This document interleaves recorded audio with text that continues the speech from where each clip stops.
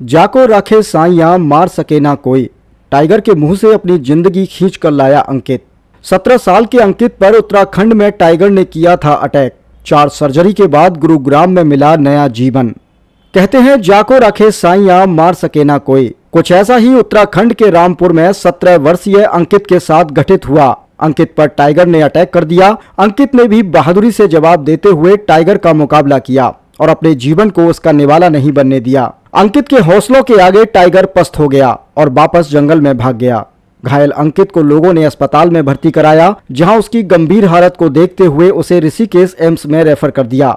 यहां से अस्थायी इलाज देने के बाद उसे दिल्ली एम्स भेजा गया, लेकिन परिचित उसे गुरुग्राम के एक निजी अस्पताल में ले आए, जहां उसका 4 महीने तक इलाज चला और आज अंकित पूरी तरीके से स्वस्थ है। अंकित की माने तो वह उत्तराखंड के रामपुर का रहने वाला है और 10वीं कक्षा का छात्र है। 2 नवंबर 2023 को वह अपने स्कूल से पैदल ही घर जा रहा था।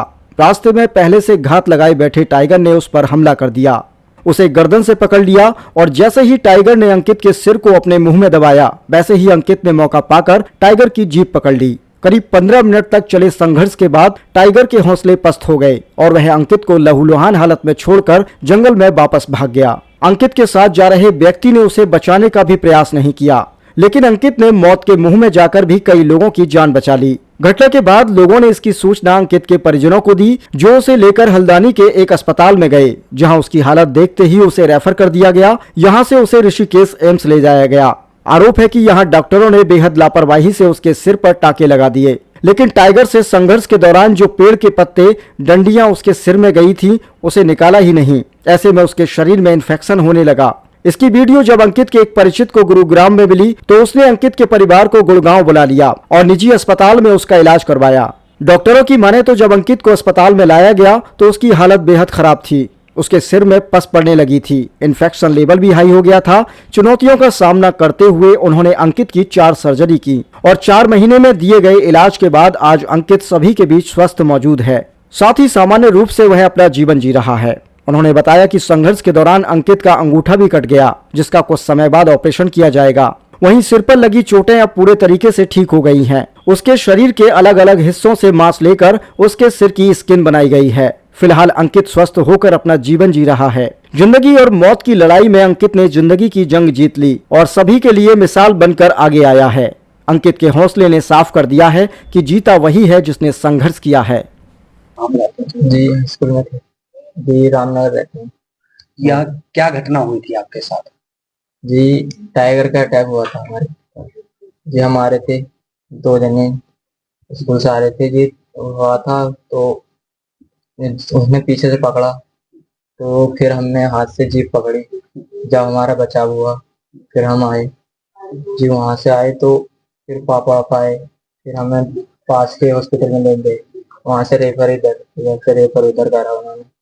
फिर हमारे सुखिंदर भाई साहब ने उन्होंने बताया कि यहाँ आ जाओ, नेपाल से हमने कर रखी है बात जी। फिर यहाँ आए जी। सर की धन्यवाद जो सर ने हमारा केस लिया। जो जिस टाइम अटैक किया टाइगर ने, उस टाइम आप अकेले थे या कुछ और लोग भी आपके साथ थे? जी 2 थे। 2 कौन थे? बड़े थे या बच्चे थे? जी बड़े थे हमसे एक। तो वो लोग आगे मदद के लिए नहीं आए आपकी? जी नहीं, वो भाग गया था।